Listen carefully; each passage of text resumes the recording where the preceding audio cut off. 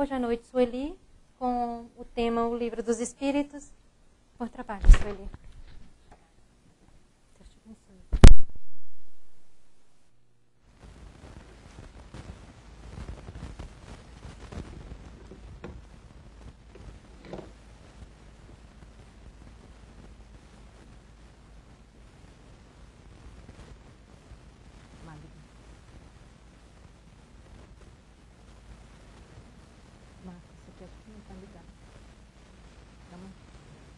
Tá? A tecnologia aqui, a tecnóloga aqui que não soube verificar. Boa noite a todos. Hoje nós vamos conversar um pouquinho sobre o Livro dos Espíritos. Mas eu tentei trazer alguma coisa um pouquinho diferente, um aspecto diferente do Livro dos Espíritos. E dei o nome de O Livro dos Espíritos 157 anos depois. O Livro dos Espíritos, em dado momento da humanidade, o homem começou a ensinar. Porque enquanto nós éramos ainda muito instintivos, como os animais, nós seres humanos, mas muito rudes, muito instintivos, nós só aprendíamos, nós sabíamos fazer algumas coisas. Então, correr atrás de comida, água, dormir, etc, etc. Mas aí, quando a humanidade deu mais um passo de progresso, nós passamos a ensinar. Então, os seres começaram a ensinar os que estavam à volta. Primeiro, através do exemplo. Então, os mais velhos, eles agiam e os mais novos copiavam, através do exemplo. Isso foi indo, até que chegou a nível da linguagem, né? Eu estou correndo com a humanidade, gente, eu estou assim, milhões e milhões de anos, isso bem rápido, né? Para chegar nele. Ok. Aí, quando houve a possibilidade da linguagem, do linguajar, então já houve também um outro tipo de ensinamento. A linguagem oral propiciou esse ensinamento. Então, os seres se reuniam em volta das fogueiras, os mais velhos contando as histórias, os mais novos fazendo perguntas, e continuava dessa forma essa ligação entre quem ensina e quem aprende.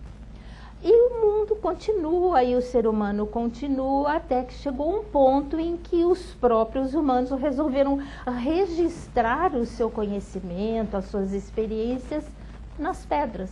Então, até hoje, a arqueologia ainda descobre cavernas, locais, pedras com registros de épocas difíceis até da gente contar o número de anos, não é? Também houve uma evolução nesse setor, porque de escrever na pedra, foi indo, uns ensinando aos outros, chegaram aos papiros, aquela pelezinha dos animais, que é muito comum a gente ver, principalmente nas estampas, nas figuras, quando a gente lê sobre a civilização egípcia. E mesmo nos filmes, era uma pele toda registrada que havia possibilidade de ser enrolada. Ainda não é um livro, mas já é um começo, já é uma possibilidade, porque ali, como o mundo crescia, de acordo com a época, os conhecimentos cresciam, os registros tinham também que crescer, na verdade. Então, hoje, quando a gente começa a ler as histórias, nós somos privilegiados porque nós já temos os livros. Também o livro passou por uma evolução, porque certos livros há muitos e muitos anos atrás eram escritos à mão nos mosteiros. Eles eram copiados de um livro para outro. Por isso é que muitas vezes a gente não convém a gente achar que aquelas informações são a verdade, a verdadeira. Por quê? Porque quando a pessoa conta uma história, ela acrescenta o seu conhecimento, ela acrescenta a sua o seu exemplo, alguma coisa. Se ela copia alguma coisa, ela pode alterar uma palavra, ela pode alterar uma letra, que vai dar uma interpretação diferente mais adiante. Mas não deixa de ser importante, e o livro passando por todo o seu progresso e chegar nos dias de hoje com os livros digitais, com a possibilidade de se ler obras maravilhosas num computador, ou mesmo nos e-readers, né? Não estou fazendo propaganda de nenhum tipo de tecnologia, mas é uma maravilha, porque fica difícil muitas vezes e muito dispendioso ir a uma livraria e comprar um volume caro, não é verdade? E, no entanto, a gente pode muitas vezes entrar numa biblioteca através do sistema de internet e ler aquelas informações no computador, no tablet, enfim, o que for mais conveniente para nós. Então, com tudo isso, qual a conclusão que a gente chega? Aprender é para todos. Não tem discriminação. Não pode haver discriminação. É aberto. Assim como o sol nasce para todos, aprender é geral, é para todos.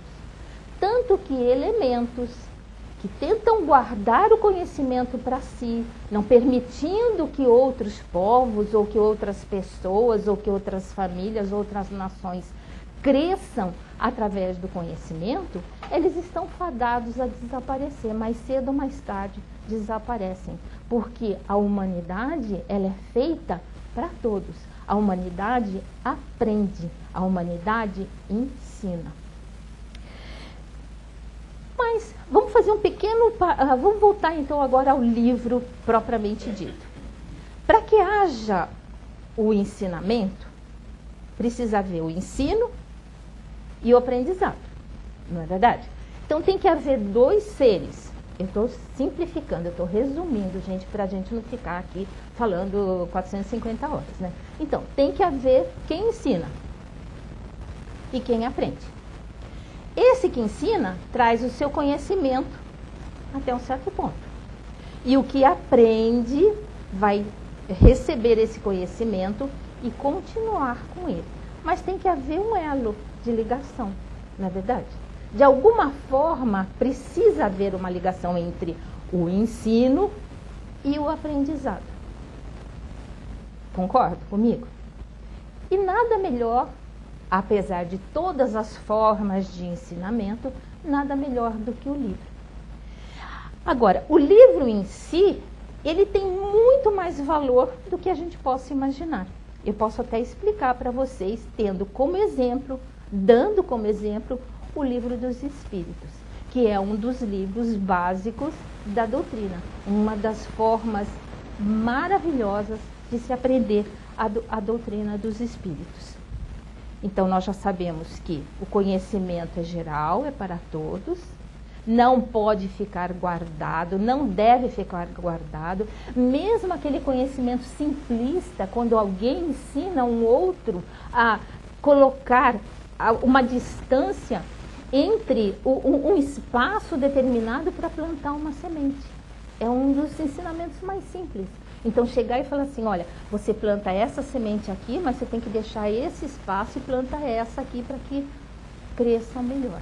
Então, esse é simples. Até os conhecimentos atuais do ser humano que consegue tirar uma aeronave do chão com todo o peso, colocá-la no espaço com o infinito à nossa frente. Um dia nós vamos chegar em outros mundos através dos cálculos matemáticos que hoje o ser humano já faz, conseguindo essa proeza. E voltando ao Livro dos Espíritos, nós pegamos o Livro dos Espíritos como exemplo. Então vamos lá. Só que, por incrível que pareça, ele tem capítulos ocultos. Ele tem capítulos escondidos. Ele tem ensinamentos que não estão lá escritos, mas que são básicos para o nosso entendimento. Posso dar um exemplo? Os druidas. Os druidas, a arqueologia registra situações através das escavações de 8.000 anos antes de Cristo. Eles possuíam conhecimento que hoje nós discutimos, conversamos e estudamos e damos o nome de doutrina espírita. Eles já eram seres evoluídos para a época deles. E principalmente se baseava na lei da reencarnação e de um Deus único. Tanto que o professor Hipólite, através de uma determinada ocasião, uma médium avisa que ele tinha sido em vidas passadas um druida. Druida eram os sacerdotes que viviam entre os celtas. Então o povo se chamava celta e druida eram os sacerdotes. E o nome dele naquela ocasião em que eles estiveram juntos era Allan Kardec, que foi justamente o nome que o professor Hipólite escolheu para assinar a codificação. Tem algum capítulo no Livro dos Espíritos que fala sobre os druidas? Não tem. Mas eles estão lá. Porque sem o conhecimento que eles nos trouxeram, ou que eles deram à humanidade, talvez nós não tivéssemos chegado aonde nós chegamos. Da mesma forma, Pitágoras, 570 anos antes de Cristo, ele já dizia que a alma é uma substância distinta do corpo e existe antes. Pitágoras, antes de Cristo. Então, olha o ensinamento que ele está dando. Sócrates também, que viviam, e que os homens se encontravam depois da morte, que se reconheciam depois da morte. E o famoso conhece-te a ti mesmo, que é tão importante e a gente às vezes esquece. Da mesma forma, Platão, 347 anos antes de Cristo, que foi discípulo de Sócrates, ele foi aluno de Sócrates. Vejam a história no sentido de informação, não no sentido de história, no sentido de informação, sobre a caverna de Platão, explicando para nós que nós temos que o importante é o mundo das ideias. O que nós fazemos hoje? Precisamos delas para progredir. Nós montamos, planejamos através das nossas ideias. E muitas vezes a gente olha para um colega e fala assim, nossa, como é que eu não pensei nisso antes? É um conhecimento que ele está trazendo, é uma informação que ele está passando, que vai auxiliar a todos. E muitos mais, certo? Aí o que acontece? Quando o mundo já estava preparado, recebemos a visita dele, Jesus Cristo. Ele vem e fala. Eu vou até ler o que está aqui. Aí eu coloquei tão pequenininho, gente, vocês me dão licença, eu vou ler o que está escrito aqui, que está muito maior. Se me amais, guardai os meus mandamentos, e eu rogarei a meu Pai, e ele vos enviará outro Consolador, a fim de que fique eternamente conosco, o Espírito de verdade que o mundo não pode receber, porque o não vê e absolutamente o não conhece. Mas quanto a vós, conhecê-los-ei, porque ficará convosco e estará em vós. Porém, o Consolador, que é o Santo Espírito, que meu Pai enviará em meu nome, vos ensinará todas as coisas e vos fará recordar tudo o que vos tenho dito. A gente não acha isso no Livro dos Espíritos, mas está lá, está oculto. Porque se Jesus não tivesse vindo, nós não teríamos esses ensinamentos que nós temos hoje. E Jesus ensinou oralmente. Ele não deixou nada escrito. Então, através das parábolas, através das histórias, através das conversas, ele foi transmitindo aquele valor maravilhoso que ele tinha para mostrar ao mundo o amai-vos uns aos outros. E o Consolador tinha que chegar em algum momento, desde que a humanidade estivesse preparada. E quando que isso acontece? Com as irmãs Fox. Olha quantos anos se passaram. Olha como a humanidade anda devagar. A gente tem que chegar à conclusão que nós gostamos de sombra e água fresca, não é verdade? A gente é meio tranquilo, gostaria assim que Jesus ou que Deus fizesse, pronto, está tudo pronto, estou passando para vocês já, tudo aí está pronto, é só vocês se quiserem seguir. Mas não é assim que as coisas se fazem. Nós temos que dar o nosso esforço.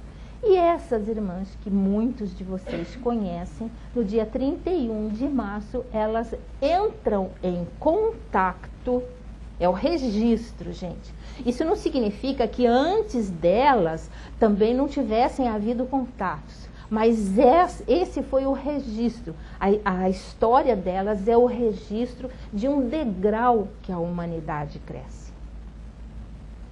Ao contato entre elas e com aquele ser que estava enterrado, aquele corpo enterrado, ou seja, aquele espírito que frequentava a casa delas, que estava aquele ser que estava enterrado na adega. Eles conseguem entrar em entendimento através das famosas batidas.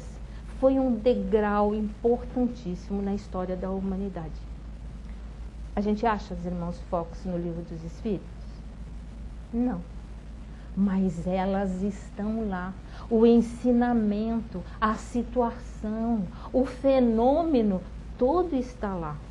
Oculto entre as linhas, entre as páginas. Porque se não tivesse havido o que houve, nós não entenderíamos do jeito que hoje nós entendemos.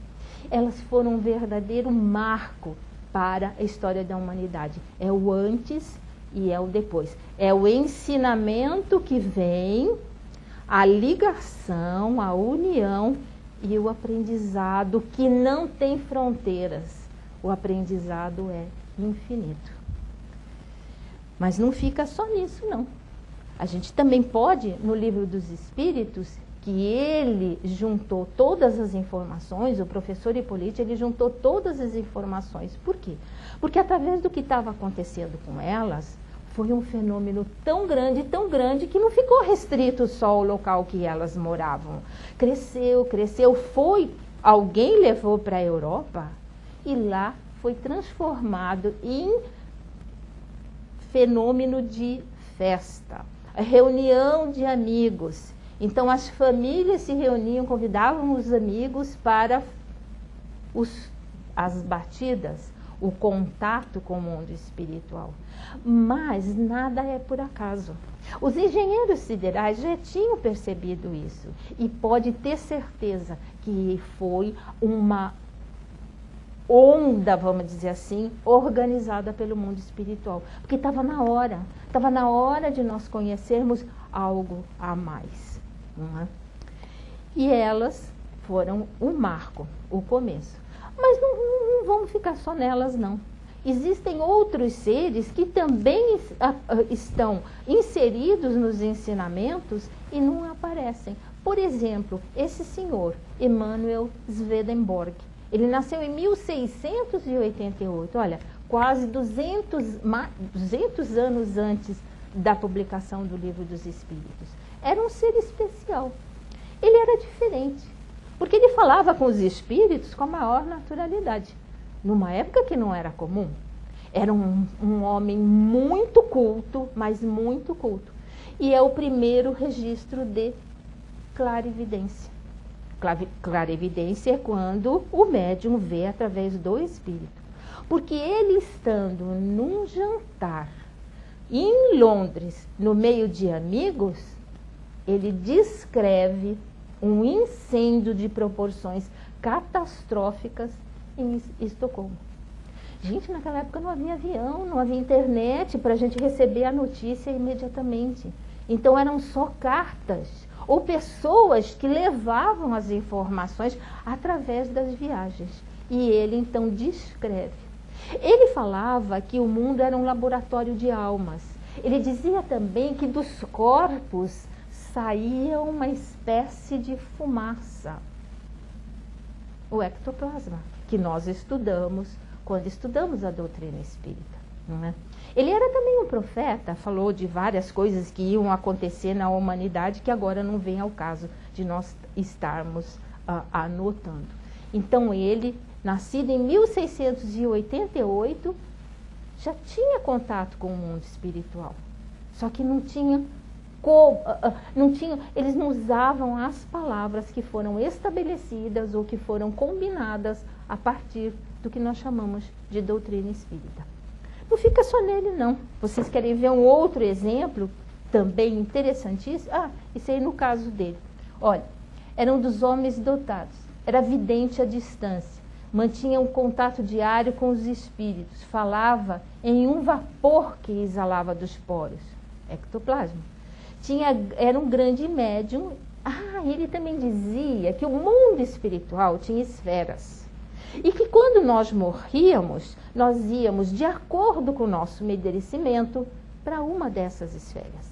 E que no mundo espiritual existiam anjos e demônios. Demônios eram aqueles seres mais ruinzinhos.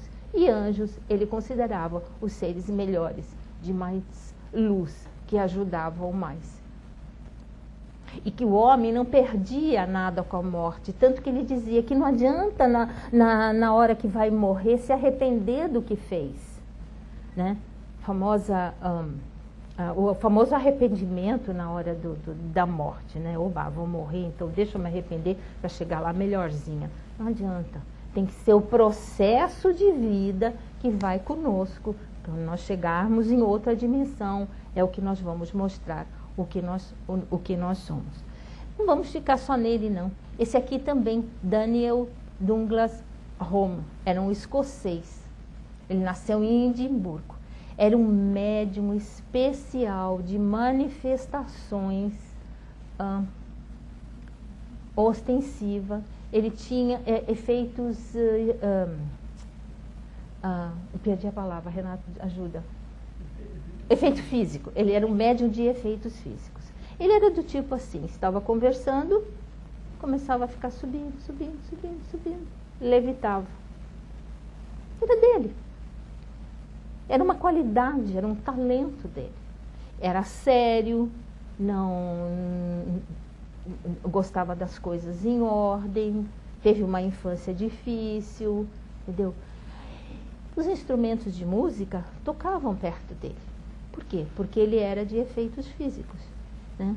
E falava com os espíritos com a maior naturalidade e materializava espíritos a ponto de espíritos abraçarem as pessoas e essas pessoas se sentirem assim, a força que os espíritos tinham no sentido do abraço.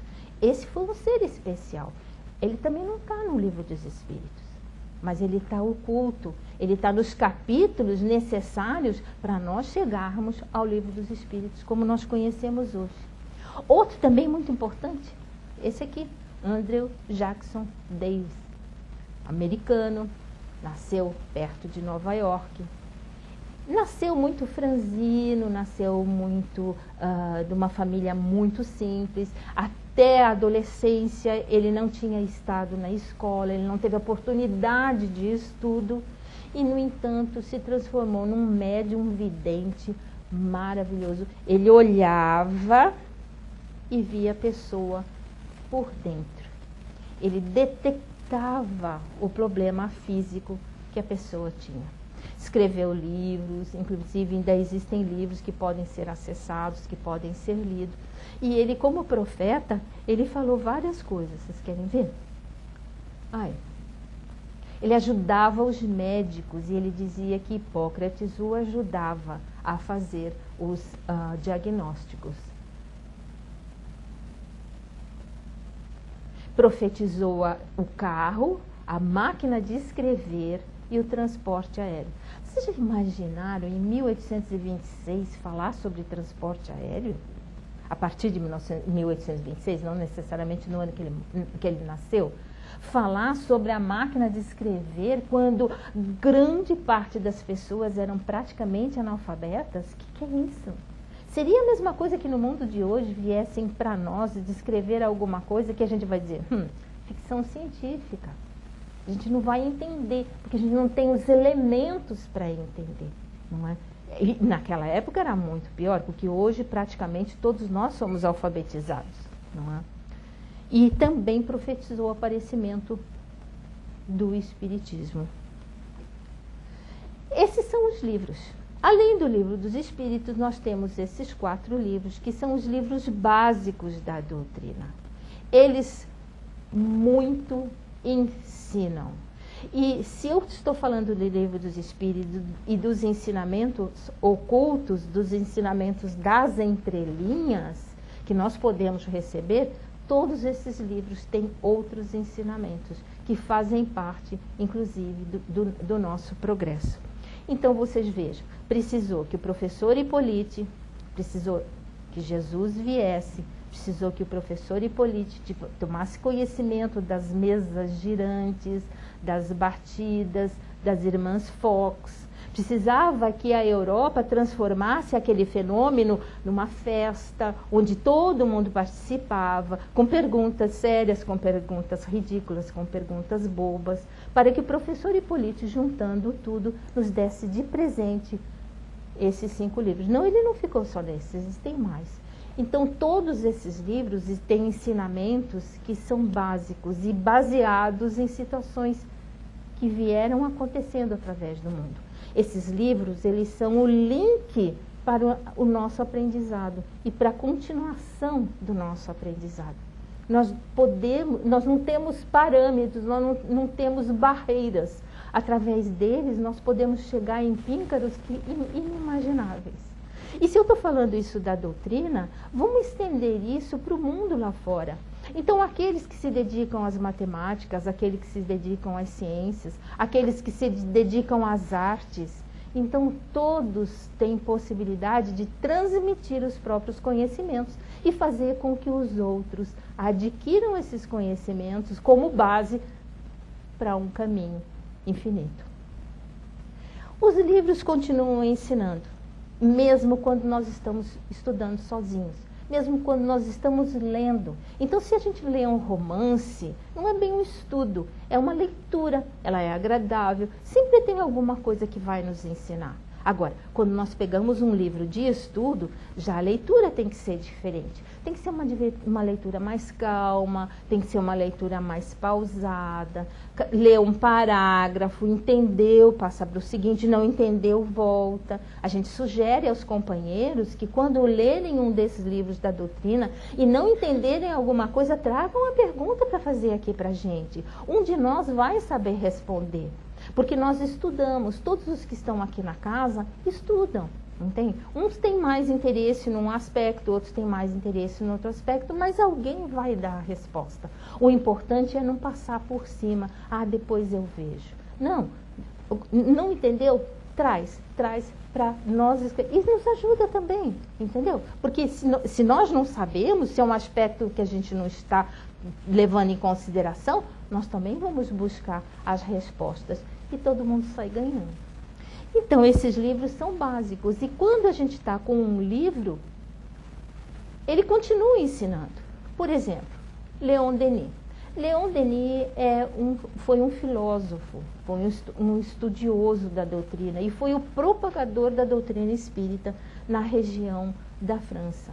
Ele escreveu vários livros. Ele tinha, por exemplo, Joana d'Arc como mentora dele, certo? Ele falava, ele dava palestras, ele ensinava e foi um grande conhecedor. Mas ele já não tinha mais contato com o professor Hippolyte. Aprendeu nos livros. Então, ele lia, pensava, tinha os amigos espirituais que o ajudavam e continuou a propagação da doutrina. Quer ver mais alguém também que aprendeu nos livros? Esse nós conhecemos. Bezerra de Menezes.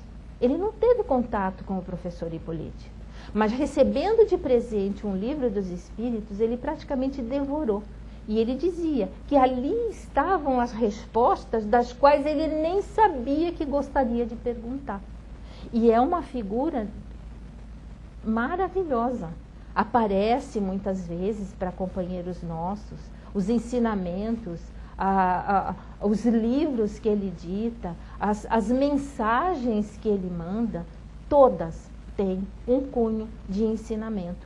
Então, mesmo não estando presente, mesmo não estando lá dentro do livro dos Espíritos, ele está nos ensinando. Ele faz parte da segunda parte, da segunda fase do nosso aprendizado.